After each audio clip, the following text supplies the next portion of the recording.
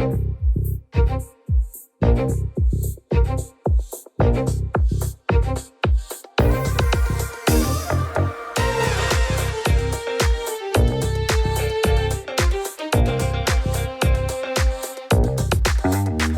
to Super Entrepreneurs Podcast. Today we have with us Alen Mayer. How are you, Alen? Doing well, Shahid. Thank you for having me. Oh, it's my pleasure. Always. I'm so happy to meet people, and I'm so glad that you took the time to meet with us.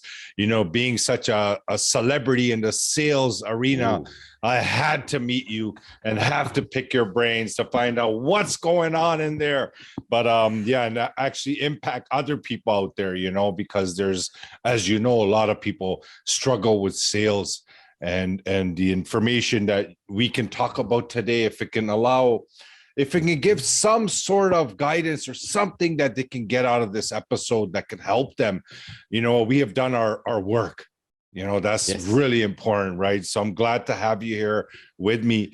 We always like to allow the guests to introduce themselves in your own words, please. So the stage is yours. Thank you so much. Yeah, no problem. I'm 29 years now in sales, first 10 years in Europe, rest in Canada. And the last 15 years, I'm doing global sales training. And I'm actually honored that I had a chance to meet people in their offices on all 6 continents, delivering trainings from South Africa, Kenya, Egypt, across Asia, Australia, New Zealand even. Oh my God, that's so far to fly. And all the other continents. Yeah. So, but I'm a B2B sales kind of guy. And but the message here is for entrepreneurs and for B2B sales guys. It's the same message. Yes. You know, yes. You need to talk to people. And especially during pandemic, people forgot this part. You're dealing with humans. I'm dealing with one big corporation. And they're dealing, for example, in Germany, a 60 billion revenue company. And they said they never have money. I said, no. They have pile of money. They have no money for you. You know, that's a big difference. So, and during pandemic, lots of people are struggling with working from home, handling kids, you know, not monitoring teams and this and that, and it impact everybody. The only thing is what I suggest, talk to people, show some empathy. Come on, like we're all going through the same things. I spoke last week with one team in Germany. They are probably going into lockdown. I said, reach out to your customers, talk to them. Hey, how you handling these new changes, new regulations? Like, how you doing? Like this basic stuff. You know, 5 minutes of this, it's gonna go a long way. And that's I believe it's very important. You know, we get so consumed with strategies and tactics, and, you know, we hear someone say something, do this way, and then we say, oh, you know, I don't want to miss out. And then we jump on that, right? We're always shifting. But really, it comes down to the human component of who we are, right? Is the connection. It is. I mean, even if you deal, I mean, for Canadians, if you deal with Bell and Rogers of the world, I mean, you're not dealing with them. You're dealing with people who work for Bell or Rogers or IBMs of the world, right? And these people have frustrations. They have emotions. They have KPIs. They are measured by something. And my personal definition of sales is helping others reach their goals. If I help my customers save money, make money, whatever reason it is, they're going to talk with me. You need to talk to people. Yeah, you always, you know, you're not doing something to someone, you're doing something for someone, right? And the entire component of humanizing things, like you mentioned, like, you know, you're not doing business with the building, right? You're not doing the business with the actual logo. You're doing business with the people, right? It's all about the people. And especially now during pandemic, people are suffering. I mean, I can give you a quick example. One customer of mine, he's dealing with a guy who's during the lockdown, he's handling 3 kids at home, virtual school for kids. He's working on $200 million deal. And at the same moment, his wife is actually a teacher who's working from home, delivering virtual schooling. So imagine balancing all of this. And then you dial in and say, hey, you know, I need to sell you something. Like, forget it. I don't have time. Like I'm going, like, my head's going to explode, right? So think about it. The challenges that we all experience, especially during this pandemic. Well, luckily everything is opening up. So, well, depends, right? I deal with lots of Europeans. Oh my God, they go to lockdowns now, like Austria, Slovakia, even like different now? countries. Yeah, they just Austria actually. They went like 2-3 weeks of lockdown. I was supposed to fly to Europe, and I'm not going because Slovakia today announced, Italy has some problem, Germany has my like the God, biggest really? numbers ever. Yeah. I Yeah, we're not, avoid news. So yeah, we're not exposed here. I'm listening, I'm hearing from my customers this kind of stuff. It's like, wow, like we are lucky where we are. yeah, we're lucky. Everything is opening up.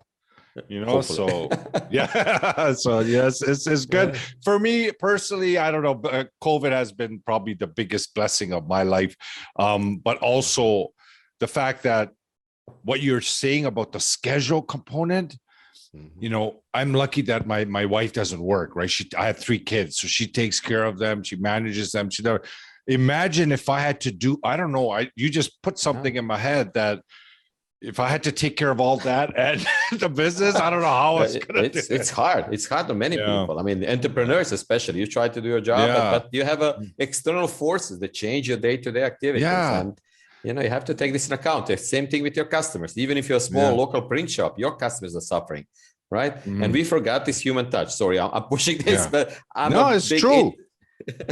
I'm a big introvert. I hate talking to strangers, but like with my customers, if I show empathy, if I show interest in their situation, I know I'm going to receive it back. So that's, you give.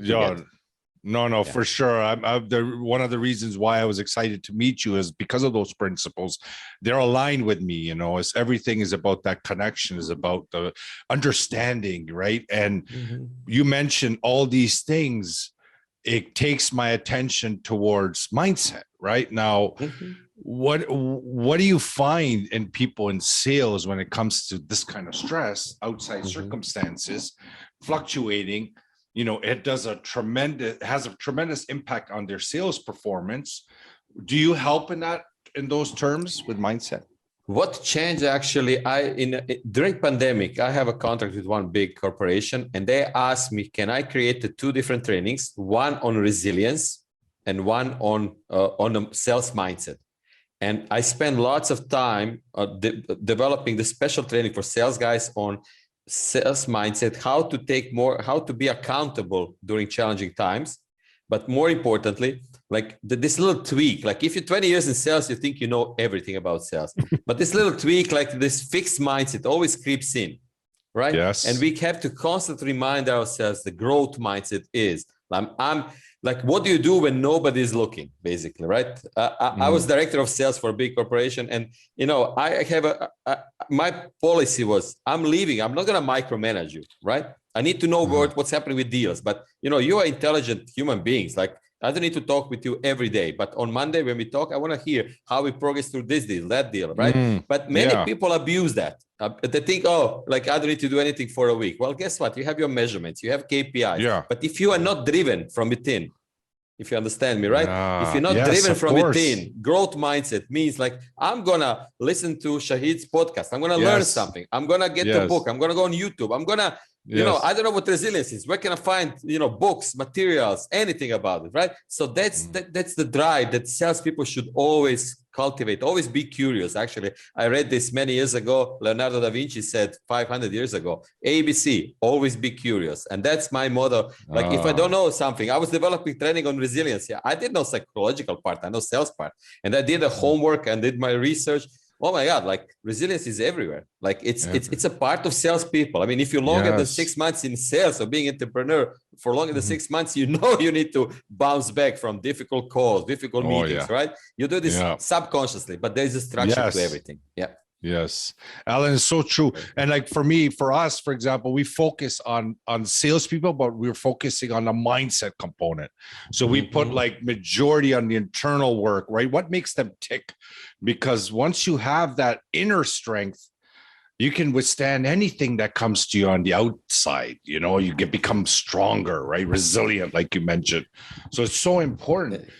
When you go into a corporation, for example, do you check the culture of the corporation to see if they have attention towards mindset and what kind of attention, you know what I mean? Because you don't, when you go into a corporation, you're working with teams, right? And they're sales teams. So you want to know if they have some kind of a structure. Is that important to you? Because you want to tell them to do things and you want them to execute, right? If they don't execute, then what's the point of your job, right? Well, if I may go a step back, please. If you are doing a training, any kind of training, like sales training, there are stats showing that 90% of sales training fails after 20, 30 days, right?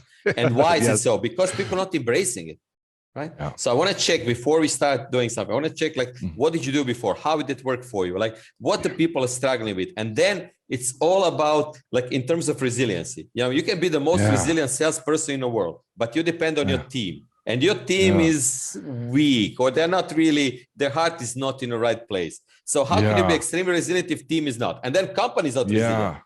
So you have to align all of this. And I did some culture changes with one software company in US. We did a culture change where company needs to show from top down, we are a resilient company. We want to stay on the market. We're going to fight the market this way, that way, pandemic, everything. And then we're going to transfer this down to teams and then to individual level. If this is aligned, people accept, people learn things. People are willing to learn. People are willing to invest time and effort. Otherwise, it's just throwing money out of the window, basically, right? Just use the training. Yes, millions of dollars are spent on training. They keep putting the knowing, learning. No. But the power center is within, right? The power center is where, you know, you can make things work if you have the drive, if you have, like you mentioned, the drive, the excitement each day.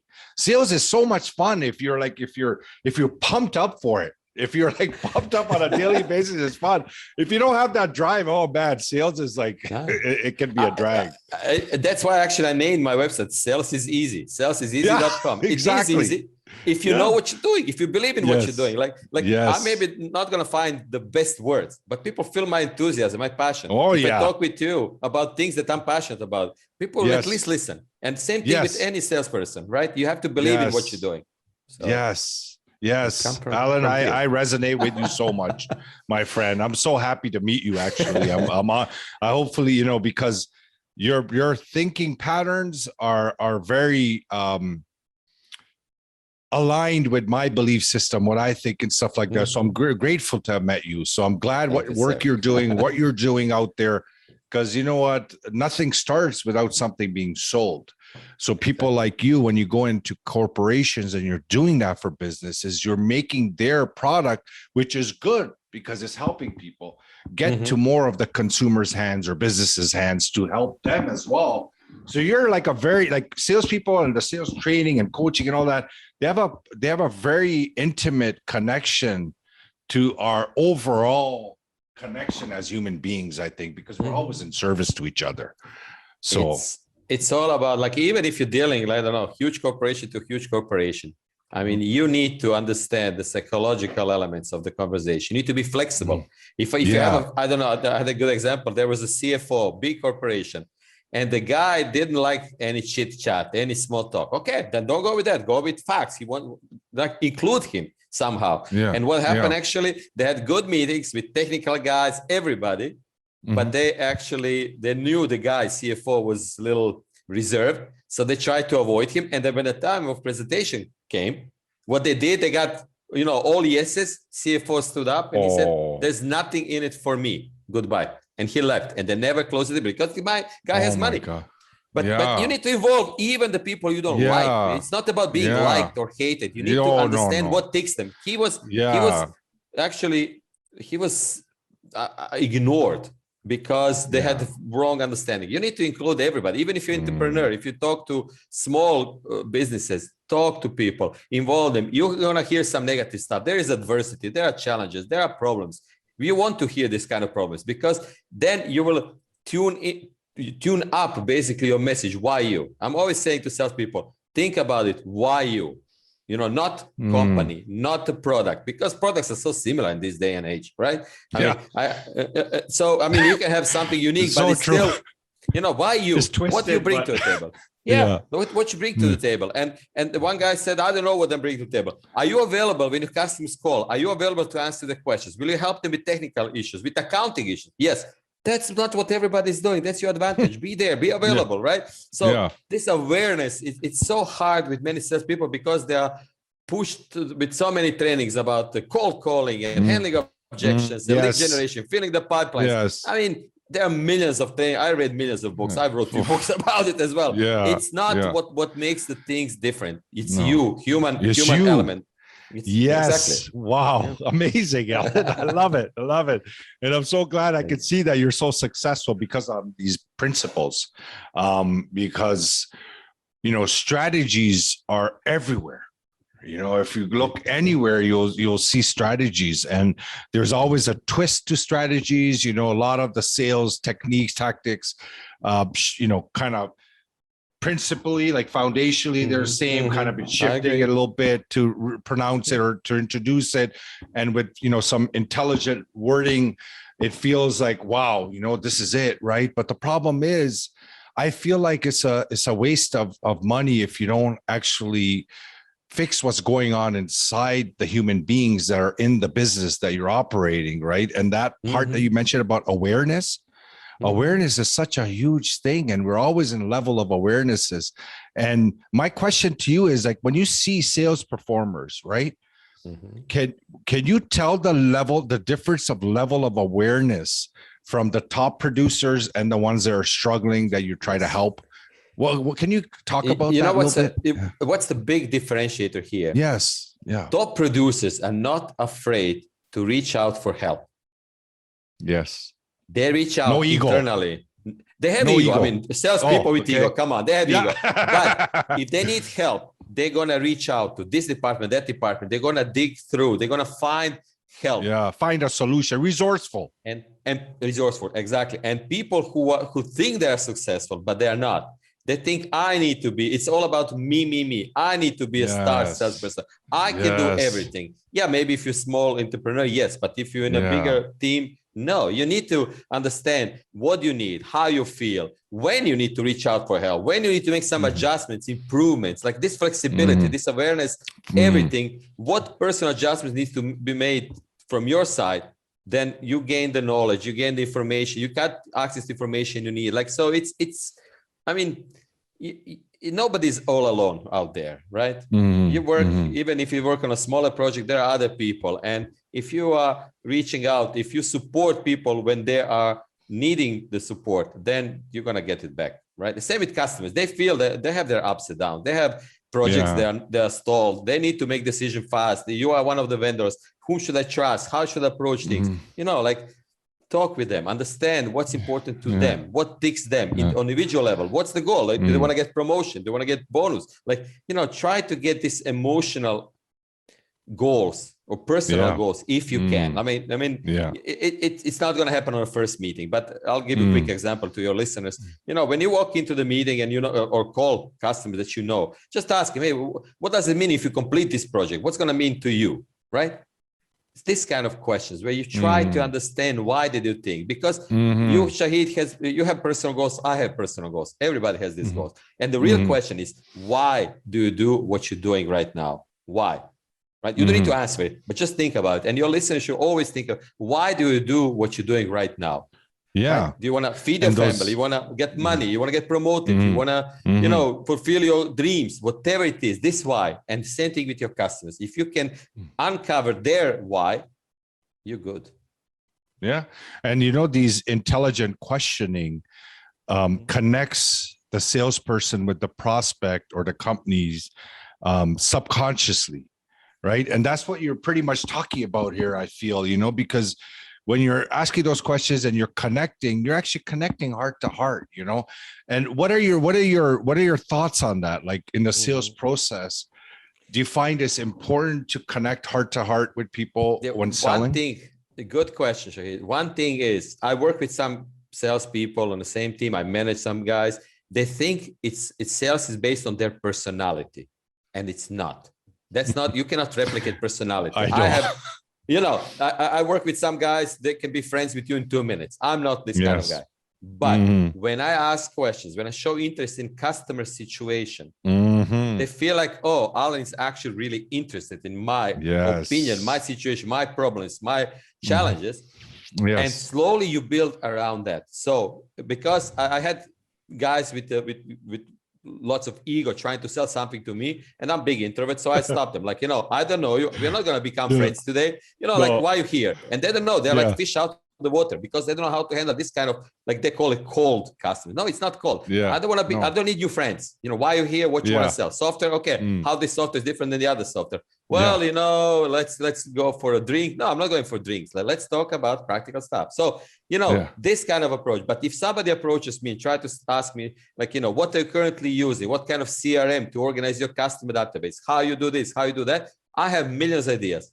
Include me. And salespeople think, that's why I'm saying sales is not easy, because if you think you need to show and tell, forget it. It worked in the 80s and 90s. In this day and age, you need to include people in the conversation, engage in dialogue. Basically, that's the message here, right? And engage in dialogue. Do you feel like it is that connection as well when you're engaging dialogue? You're connecting with their desire, right? Like what's important to them, like what's important to Shahid, what's important to you, why you want to do this, like how are you going to measure success?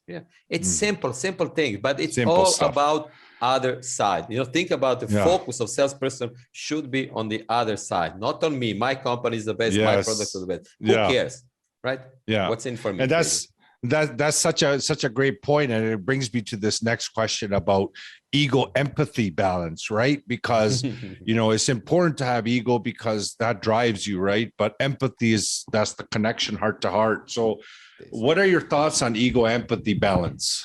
Well, ego salespeople, I met guys with huge ego. It's fine, right? If you have a huge ego, good luck with that. But for the majority of population, right, 95% of the rest of salespeople out there, it's all about not showing empathy, like, oh, your dog is sick, your kids are sick, this kind of empathy, but business empathy, right? Understanding, how you're handling pandemic, how are you handling your customers, like what's happening with your customers during pandemic and how you suffer, like, what kind of challenges your team experience currently, and then seeing if you can squeeze yourself in to solve the problem for them, because you want to be problem solver for your customers, right? But nobody's you're not going to open up your heart on the first meeting with somebody because, they are friendly. No, it's not about that. Well, it depends on the questioning. Exactly. But like if the question, if the question is intelligently directed, you will start connecting with them, right? Because you don't want to say, I want to be your best friend, like I want to come to your birthday party or something, right? But it's more about that connection with the question. And what's one word that's missing from this interview? Preparation. Preparation. That's the game. Are not. They don't prepare. No, there's always excuse. No time for this call, for that call. No, that's actually back to mindset again. It is. It definitely. It's the power center. Sorry, just anybody, please. Any salesperson. I mean, I try to demystify on my website. I also have some podcasts, my recordings without interviews, like a little podcast on that. But it's all about understanding how can you grow as a human being and as a salesperson to be able to really help others people. I mean, I had the sales guy a few months ago. He called me and I'm calling you and I would like to develop a relationship with you.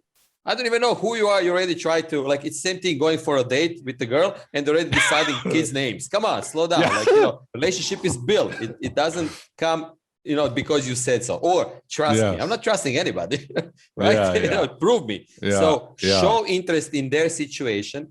Show, prepare questions about their, like, like I'll tell you what there was one company that had big problems with attacks on their networks. I said, how did you experience attack? Do you know who's behind them? How did you protect them? What you going to plan to do in the future? And the guy looked at me saying, nobody ever asked me this kind of question. They all try to sell me solution. Well, how can I sell you a solution if I don't know the scope of your problem? Like, what's bothering you? You don't know them. No. So you have to prepare your questions, dig deeper, and dig deeper constantly. It's always about your customers. And you will, if you pay attention, if you ask good questions, people will tell you everything that's bothering them, but you have to be focused on them and really explore much in depth the conversation. You can. Yes. So amazing. Sorry, I'm passionate about it. I can talk for hours. No, me too. That's why I'm enjoying this. I'm absolutely, I feel your energy, Alen. Like, I know what you're talking about. I totally get it. And you know, it brings me to the attention of so many people in this game that are struggling, right? Like it hurts, you know. And I want to bring like people like you onto platforms like this, and I hope you have more and more exposure, because the more people hearing this kind of stuff, the more awareness they're going to get. Is that take a step back, fix what's going on inside you, and then whatever strategies, they're all there. Like the doing part, the execution is where you need to put the attention. And I hope that awareness comes to more and more people so they can improve the quality of their life. You know, sales profession is the highest paid profession, but you got to get your game right. And it's all about, again, why you. I had a conversation recently with one friend of mine, and I said, like, you know, no matter the product, no matter the service, no matter the political party you belong, like whatever, it's always the answer should be why you. And what happens with the junior salespeople or entrepreneurs who just started, they don't know, they think sales is something mystical. Go out, talk to people, ask them how you currently, like, talk about present situation, how you currently do X, Y, and Z. And then whatever they say, then think about how can you do it better, easier, faster, cheaper. That's the definition of capitalism, basically, right? But it's all about talking to people, and people feel like, especially I was invited to manage. I have to tell you this story. There was a company before pandemic, and they invited me, like, how to teach millennials to sell. And 2-day training. I said, you know what? I can do it in 10 minutes, but you're not going to like it, right? I can fly to New York. You're going to pay me my fee. That's fine. But I need 10, 15 minutes. Pick up the phone, people. That's the message. And they didn't like it. They said, like, you know, you're selling software to other companies. You think LinkedIn will do it for you. Twitter is going to do it. Facebook for sure now. Like, you know, you can create interest. It's your marketing. But ultimately, somebody needs to talk to someone. And the only way, I don't know any other way, but we need to reach out to customers. Is it text message? Is it a pigeon with a message around the leg? Or is it the phone? Whatever it is, you need to reach out to people. There should be a start of conversation. Understand? You know the story, the famous story of Charles Dickens, the Christmas Carol. And now it's Christmas coming, so everybody knows this story. 3 ghosts. They visited the guy. Charles Dickens wrote 120, 30 years ago. Like you have a ghost of past, present, and future. Yes. And the guy is visited by this. So for salespeople, we talk so much about future. You know, if you buy this, you're going to get this, you know, like talk about future without fully understanding what's the present situation and what's the past, how they make decision to buy your competitor's product, how they make decision to do something before, to understand the mindset, how customers think, and then try to, when you understand the mindset, try to put yourself, hey, I can do this in a different way, but it's going to stay the same, or it's going to change this, or. But for that, again, dialogue, conversation. Yeah. And you know, that's so funny that you said I could do it in 10 minutes. They're going to say, wow, what do you mean? You're charging so much? But it really comes down to that, right? It comes I don't care if you're 20 or 60 years old, right? I don't care. Like if your job is to sell, guess what? You need to talk to somebody. They will not come to you. Then, you know, we wish, but never going to happen. No, never going to. And, you know, it comes down to do. And that's the biggest problem that, you know, people have is doing. And the doing is the issue. Once they fix the doing, then, you know, that's such a great recommendation. Get on the phone, get in front of people, make it a habit. You said something about knowledge and learning. I love learning. I have tons of books, always reading. But and you know, I think Francis Bacon said knowledge is power.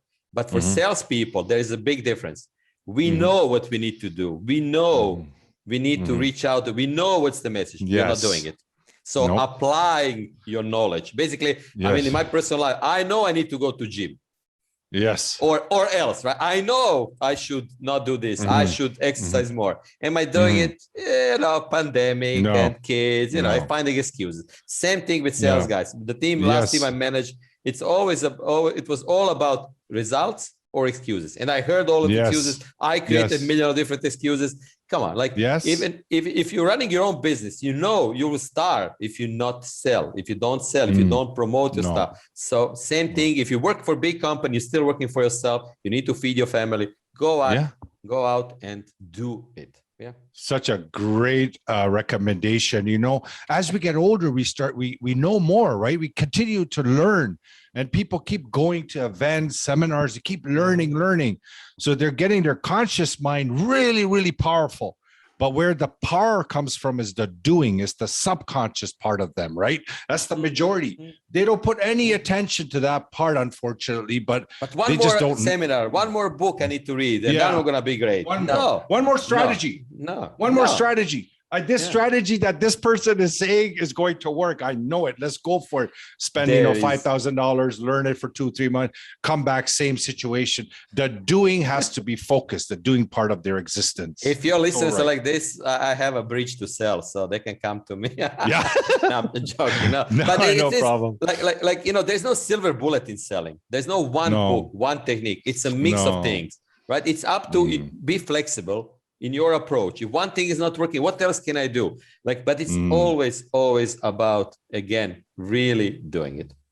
Yeah, it's doing it. It's a sales game for me. It's an emotional game, and I love strategies, but that's not where the results come from, unfortunately. So it's been a great interview. I always like to ask our guests, what their inner superpower is that got them to this point in their life. Can you share you that? Want to hear it? You want to? Oh yeah, of course. Everybody wants to hear it. I didn't mention this, but I'm a certified mind reader, so I can read your mind. So. Oh no! Did you?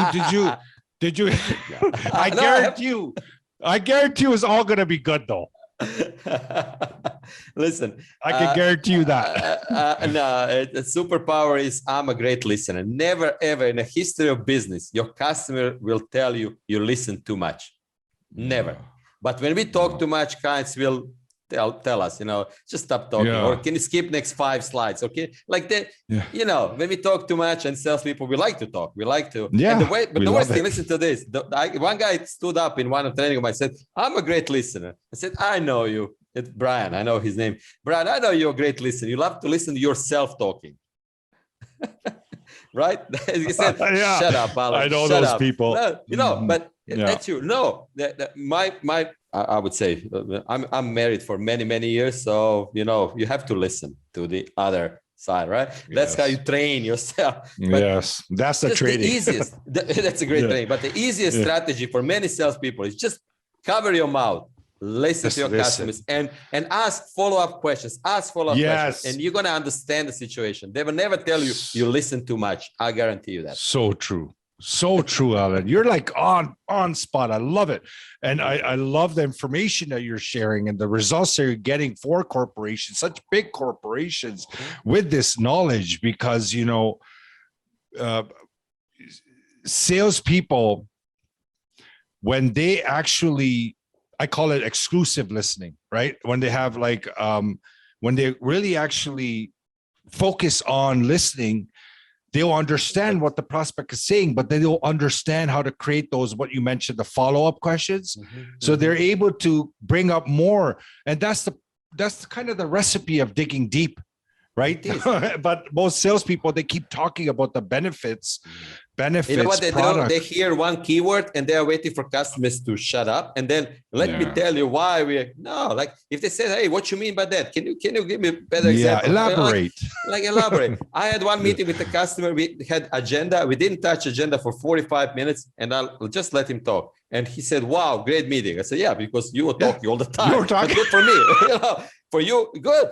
But I learned so much. And then, the best thing is next meeting, what your listeners can actually do. Next meeting, you start with, "Hey, thanks for being on a call with me. On our last call, you told us this, and this, right?" And they start nodding. You're already putting them in a positive mindset. Somebody was paying attention to my words. Somebody understand my problematic, and somebody prepared the solution to what I need. It's like almost like they're selling to themselves. That's the best way to sell. Because that's really, honestly, I think only way to sell is when they sell themselves, right? They just have to figure it out. So, and that's why I say sales is easy. If you know this magic, or if you know these little strategies, how to make customers to talk, because the sweetest words in customers' minds are beside their name. their own words. And, I can follow up with Shahid, say, hey, on our last call, you told us efficiency is very important to you. And you start nodding, yeah, Alen is listening to me, efficiency. Okay, here's what we prepare, how you can be more efficient. You told us so, right? So it's a cycle, but it's amazing, Alen. Thank you so much for taking the time to come on the show. It was a great meeting, great conversation. Hopefully it served people in the audience. Ladies and gentlemen, take this information. Hopefully you took notes. Connect with Alen. Everything will be provided in the show notes below. At the end of the day, the more people understand that sales is or success is an inner game, and they start realizing the power center, you'll start shifting what you feel your results are today. And people like Alen are the people that are making that change. And I hope this message finds everyone well. And get in touch with us, message us, DM, whatever you need to do. We love people. We love meeting people. So thank you, everyone, for listening. And Alen, thank you so much for coming on the show. It was a pure honor to have you on here. Please keep in touch. All my amazing relationships I'm building is through this podcast. So if any way I can help in any way, let me know. Any kind of I'm resourceful too. So if anywhere you need anything or anything, let me know. I'm very, very honored for that kind of request. I'm honored as well. I enjoy supporting people. Yeah. No, definitely. I love your stuff, that power of belief and mindset, and it's so important, especially in challenging times like pandemic. Yes. Right. So great message, and I'm really honored to be here. And please spread the word, because you're doing a great job. Thank you so much, Alen. Have a great day. Thank you. Thank you. Thank you.